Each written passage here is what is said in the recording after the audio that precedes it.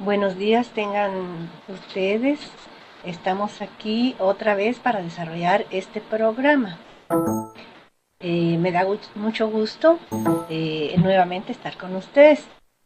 Y vamos a empezar ya con este tema tan interesante que es la fotosíntesis. Bueno, los organismos que hacen la fotosíntesis o fotosintéticos, ellos son capaces de absorber y convertir la energía lumínica, que es la energía que viene del sol, en energía química almacenada. Como se ve aquí en la figura, estas flechas de color amarillo representan la energía solar que incide en las hojas de un organismo vegetal, o sea, de una planta. Pero para realizar este proceso también utilizan el dióxido de carbono, el agua y otras sustancias orgánicas e inorgánicas. Vamos a ver quiénes son esos organismos que realizan la fotosíntesis. Entre ellos están las plantas, las algas y determinadas bacterias que son autótrofas fotosintéticas. La palabra autótrofa significa que son organismos capaces de sintetizar su propio alimento. En este caso van a ser carbohidratos. Estos organismos pueden elaborar moléculas orgánicas a partir de materia prima inorgánica. He ahí la explicación de la palabra autótrofas. Estos organismos utilizan la energía lumínica para formar moléculas de ATP y otras moléculas que temporalmente retienen la energía química. Las moléculas de ATP, como ustedes recordarán cuando vimos los ácidos nucleicos, son capaces de retener la energía metabólica durante algún tiempo, y esta energía puede ser utilizada por estos organismos para realizar diferentes procesos fisiológicos, entre ellos la fotosíntesis. Pero ¿dónde ocurre este proceso de fotosíntesis? Bueno, en los eucariontes, que son organismos que tienen el núcleo organizado, ocurren en los cloroplastos, que en las plantas se localiza en las células del mesófilo. Hay una estructura en la hoja de las plantas que se llama mesófilo, y ahí se encuentran los cloroplastos. Son organelos que tienen la función precisamente de realizar el proceso fotosintético.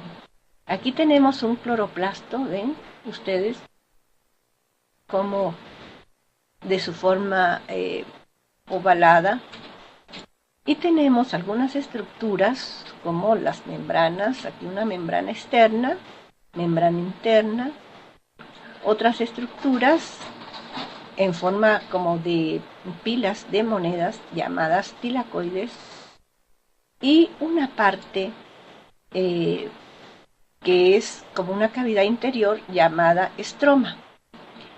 Entonces todo este proceso ocurre o bien en los tilacoides y otra parte en el estroma.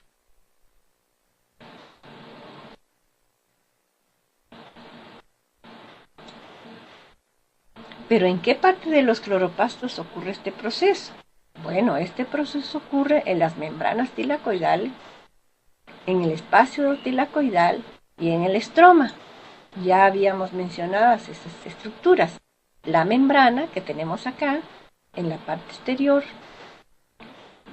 formada por dos capas, membrana interna y membrana externa, los tilacoides y el estroma.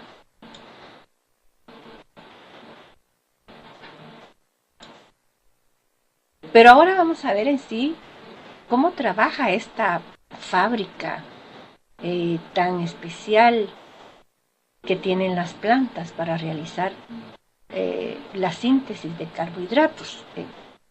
Bueno, este proceso En este proceso ocurren varias reacciones. No es un proceso sencillo, es un proceso bastante complicado donde se realizan muchas reacciones químicas bastante complejas.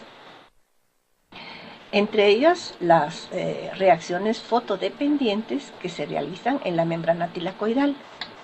Cuando decimos fotodependientes, nos estamos refiriendo a que ocurren en presencia de la luz o requieren de la luz para poder realizar estas reacciones.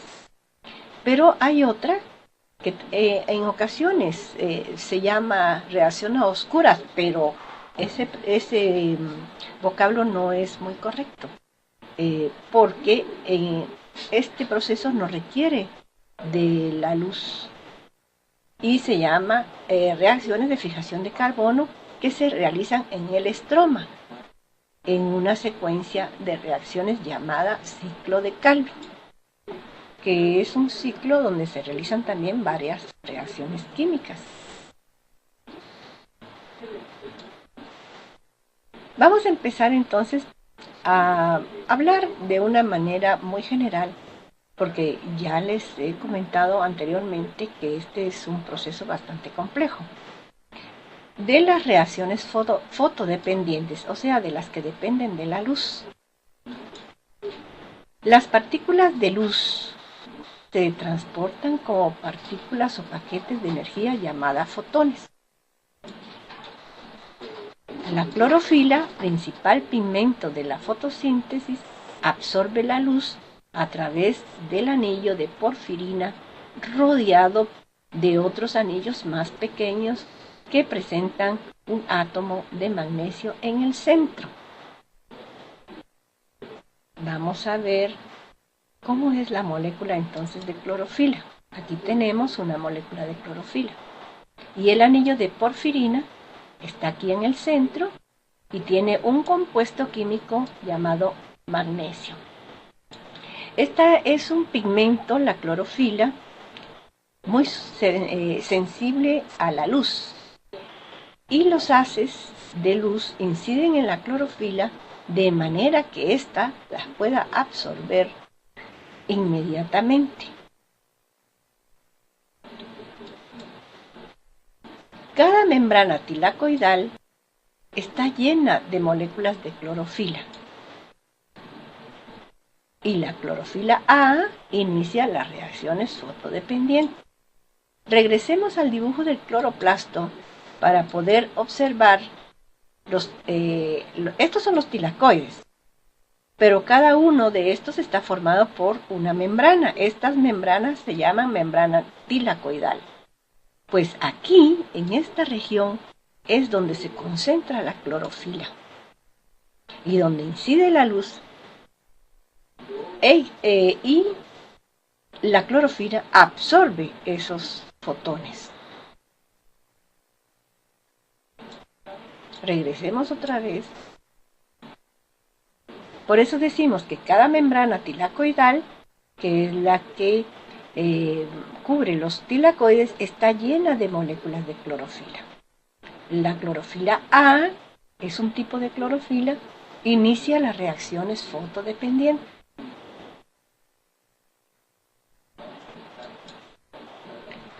En este tipo de reacciones participan dos fotosistemas, el fotosistema 1 y el fotosistema 2. Comprenden complejos de antena de captación de energía. Estos son como una especie de antenitas que captan la energía para iniciar el proceso fotosintético. Ambos sistemas varían según su pico de absorción, o sea, la capacidad de absorción que tiene cada uno de estos dos receptores de energía. La clorofila A ordinaria tiene un pico de absorción de unos 660 nanómetros, que es una medida que se utiliza para poder tener una idea de la dimensión, ¿verdad?, de la cantidad de energía que pueden absorber. La clorofila A en el centro de absorción del fotosistema 1 tiene un pico de absorción de 700 nanómetros y la vamos a llamar P700. En el centro de absorción de la clorofila A del fotosistema 2 está constituido por moléculas con un pico de absorción de 680 nanómetros. Lo llamaremos P680. Bueno, aquí en el esquema que está aquí, que ustedes pueden ver en esta parte inferior, vemos el fotosistema 2 y el fotosistema 1. ¿Cómo inciden los fotones en la clorofila, en los receptores, para que los electrones puedan fluir a través de una cadena de transportadores que vamos a explicar a continuación?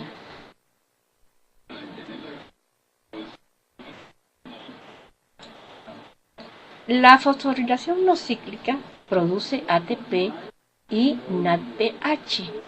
Ese es el primer sistema, ¿verdad? La fosforilación no cíclica. En esta reacción participa tanto el fotosistema 1 como el fotosistema 2. La luz energiza electrones que pasan a una cadena de transportadores desde la fuente original de ellos, el agua, hasta el aceptor final, que es el NADP. Esta es una molécula también aceptora de energía. Vamos a ver en el esquema que tenemos acá, observen acá el fotosistema 2 y el fotosistema 1. El fotón incide en la clorofila de los tilacoides, el electrón sube por una cadena, sube de nivel y pasa a una cadena acá de transportadores con la consiguiente formación de NADP y ATP, y pasa al fotosistema 1. Cuando el electrón va pasando por esta cadena de transportadores, va perdiendo energía, de manera que aquí hace falta poder incrementar otra fuente de energía lumínica. De esta manera, en el fotosistema 1, el electrón se eleva y vuelve a pasar a la cadena de transportadores, siendo el NADP y el NADPH los aceptores finales. O sea, se dirige a este tipo de molécula donde se almacena la energía. Es decir, que aquí participan los dos fotosistemas 2 y 1. El proceso comienza en el fotosistema 2, donde la clorofila, perdón,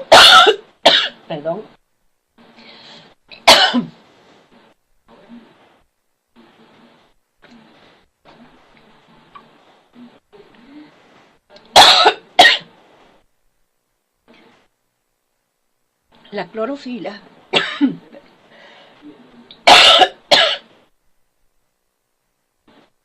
excita un electrón, pasa al fotosistema 1 y de aquí a los aceptores final, NADP y NADPH.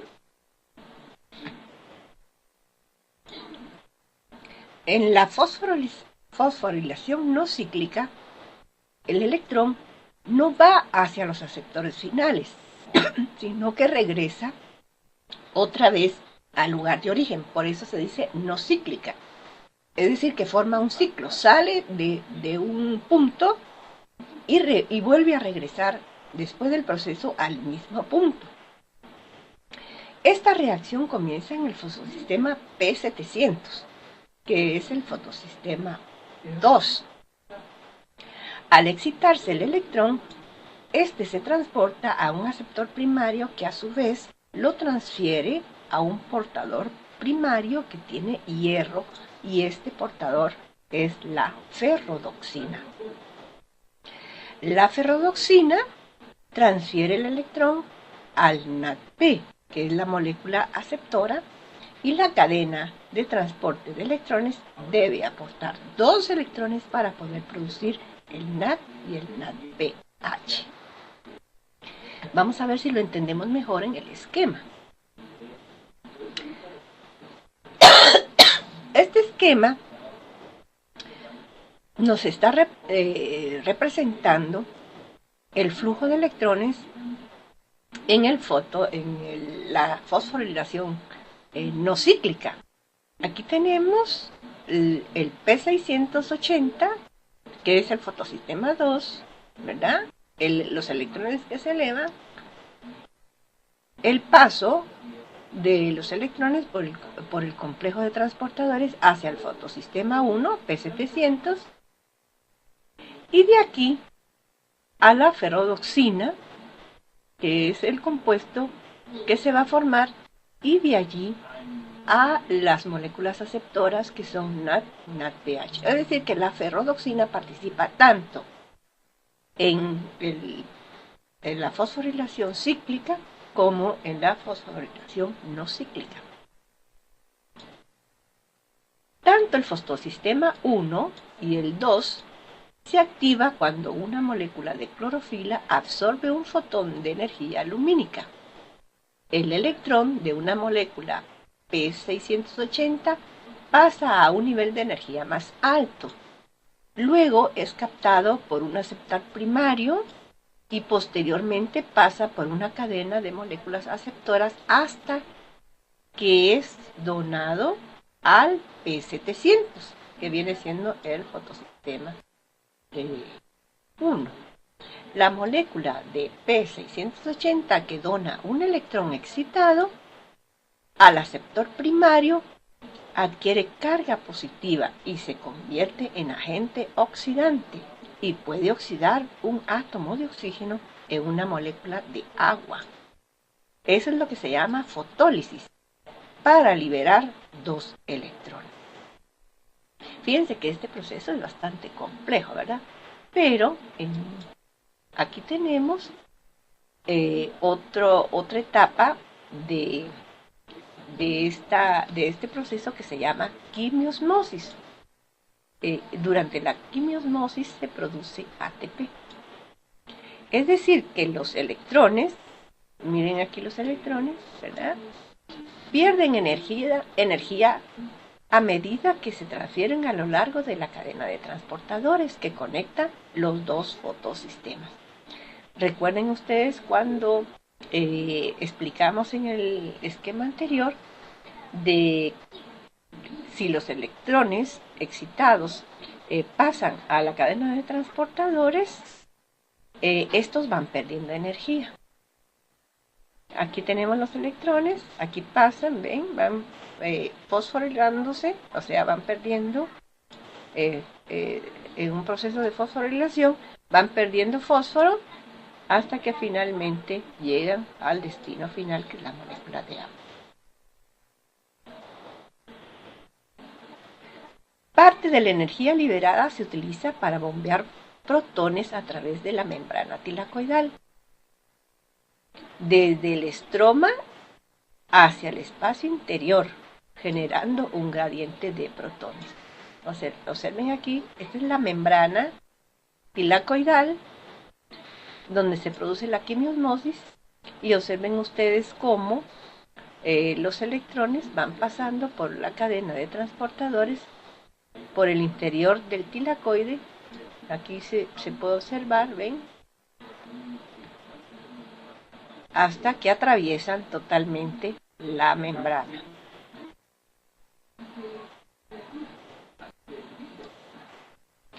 Pero la fosforilación cíclica solo produce ATP, y esta es una diferencia con la fosforilación no cíclica. Observen aquí, solo participa el fotosistema 1, que es este P700, este es el fotosistema 1. Entonces los electrones pasan a la cadena de transportadores y vuelven a regresar otra vez al punto de origen. Es la reacción fotodependiente más sencilla. Los electrones excitados salen del fotosistema P700 y luego regresan al mismo lugar. Por eso es que se llama cíclica. En presencia de la luz hay un flujo de electrones a través de una cadena de transporte dentro de la cadena tilacoidal. Al pasar de un aceptor a otro, estos pierden energía, lo que ya habíamos mencionado en etapas anteriores. Fíjense qué complejo es todo este. Y aquí tenemos que la fotofosforilación cíclica tiene estas características. En este proceso se forma ATP. No hay formación de NADPH, a diferencia de la no cíclica, que sí hay formación de NADPH. No se escinde agua y no se genera oxígeno. O sea, aquí no hay división de la molécula de agua y por lo tanto no se genera oxígeno. Estas son algunas diferencias, ¿verdad?, entre la no cíclica y la cíclica. Este proceso ocurre en células vegetales, cuando el NADH es insuficiente para aceptar electrones de la ferredoxina. Veamos entonces nuestra siguiente pantalla. Las bacterias antiguas y algunas actuales usan este proceso para generar ATP a partir de la energía lumínica. Este proceso más sencillo, que es la fosforilación cíclica, lo realizan algunas bacterias antiguas y otras actuales, pero en este caso genera ATP a partir de la energía lumínica.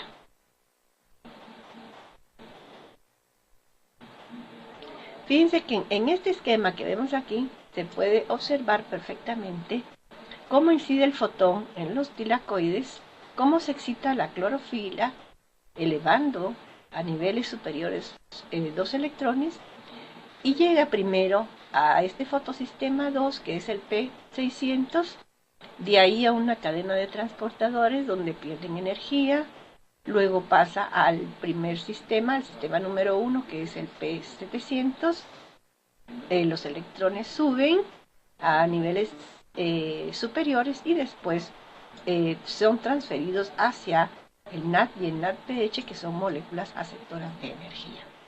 Pero observen ustedes que no regresa otra vez, como en la cíclica, al mismo lugar.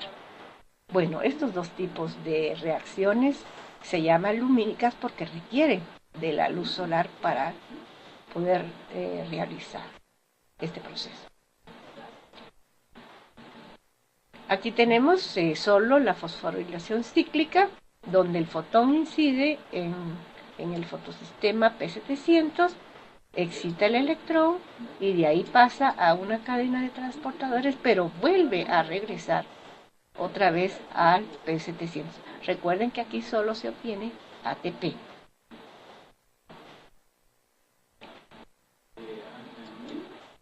Vamos a ver entonces la segunda etapa. Esta segunda etapa, que es la etapa, digo yo, más importante de la fotosíntesis, que es la formación de sustancias orgánicas, o sea, de carbohidratos. Esta es la fijación de carbono, reacciones de fijación de carbono. Estas reacciones de fijación de carbono, como ustedes pueden observar aquí, se realiza en el estroma, en el cloroplasto, pero en esta cavidad que se llama estroma. Para esta reacción se requiere de ATP, o sea, de energía, y NADPH, o sea, para formar moléculas orgánicas a partir de dióxido de carbono. Recuerden ustedes que en los procesos anteriores, en la fosforilación no cíclica, se obtenía ATP y NADPH, ¿verdad? Entonces, esa energía es la que se utiliza para esta segunda etapa, que es la etapa de fijación de carbono. como podemos observar acá, es una serie de reacciones químicas también bastante complejas.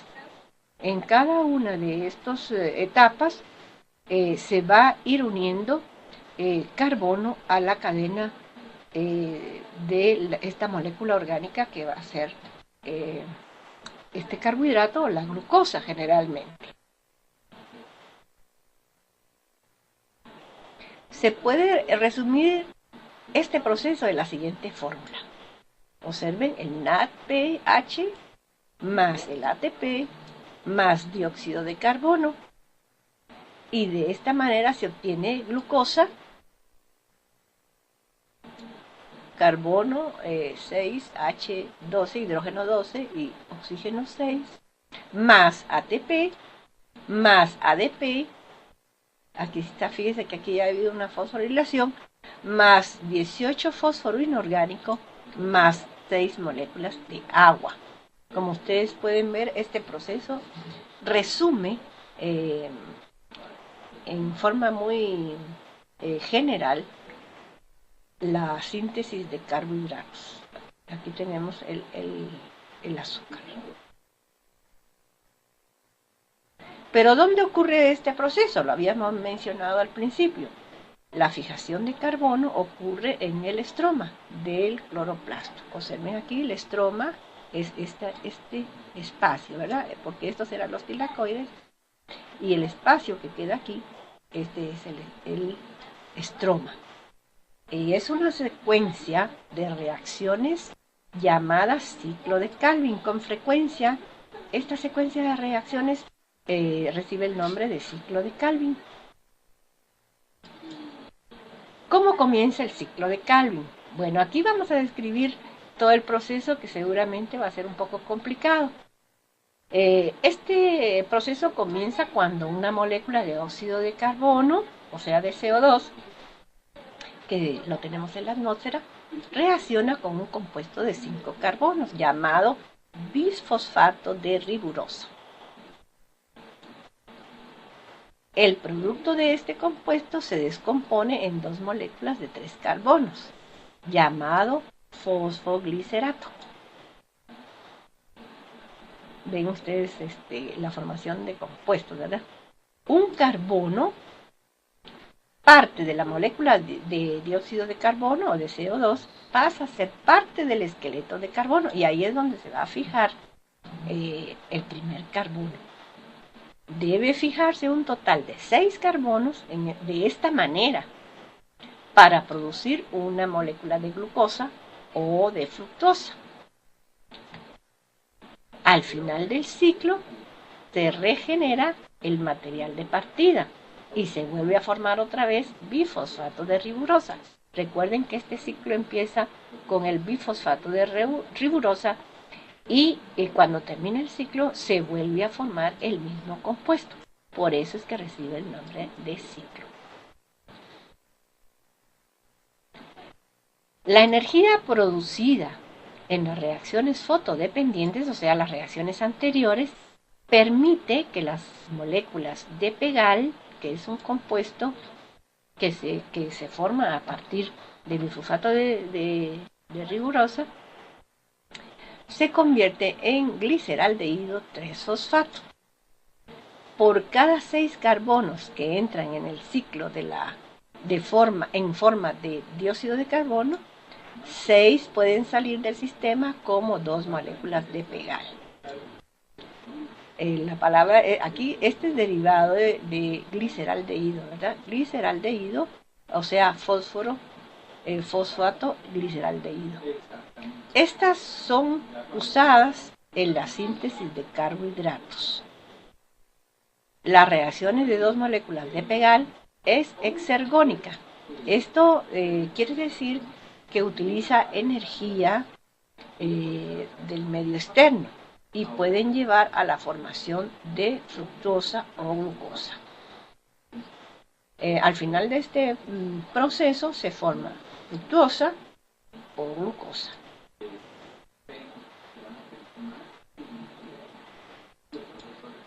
Aquí tenemos un esquema que representa el ciclo de Calvin. Como ustedes pueden ver, comienza la rigurosa y se produce la primera fijación, se forma el pegal,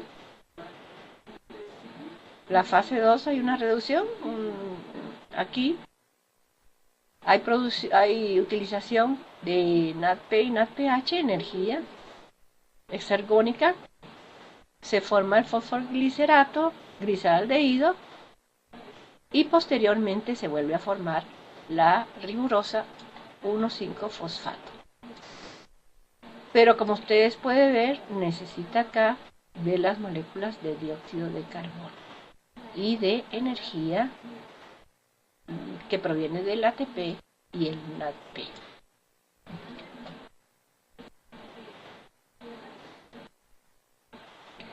También en algunas plantas, la glucosa y la fructosa se unen para formar la sacarosa, que es el azúcar de mesa,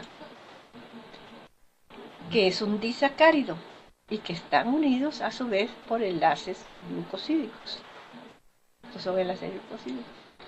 Pero cuando se une una glucosa con una fructosa, se va a formar una sacarosa. Y en algunas plantas, ellas producen sacarosa. Las plantas también usan glucosa para producir celulosa. Observen aquí la molécula que es un polisacárido, la molécula de celulosa. Pero también recuerden ustedes que las plantas almacenan la glucosa en forma de almidón, en sus células en forma de almidón. Bueno, hasta aquí llegamos con nuestra clase de hoy. Ha sido bastante compleja por la cantidad de reacciones químicas, pero nos va a dar una idea de este proceso que realizan las plantas para producir carbohidratos.